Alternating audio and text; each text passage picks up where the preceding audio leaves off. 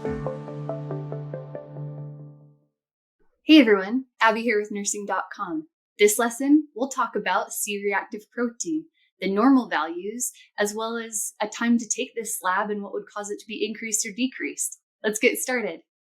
C-reactive protein, abbreviated CRP, is a protein that is made in the liver in response to inflammation. Doesn't that look complex? Of course, this is computerized, but it's a protein. It's going to have a lot to this molecule, right? This lab is used to measure CRP in the blood, and it's really valuable because CRP increases quickly and decreases quickly. So we can tell a lot about inflammation from this lab value.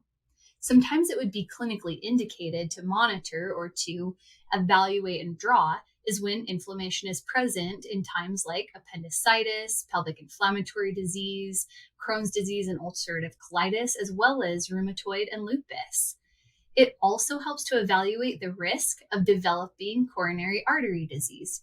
Because the liver also produces cholesterol, and cholesterol contributes to atherosclerosis, which causes coronary artery disease, if CRP is increased, it can very softly evaluate risk of development for CAD.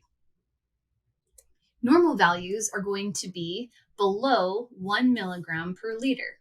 Collection happens in a serum separator tube or a gold top. When increased, there is inflammation. Inflammation in an increased lab value. So we're going to see that in infection, autoimmune diseases, and also even during pregnancy and during an MI.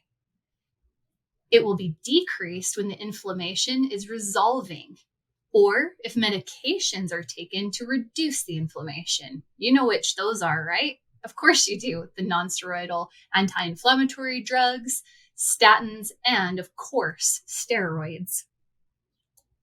C-reactive protein, or CRP, again, is one of the inflammatory markers. So it's drawn in the cases of inflammation.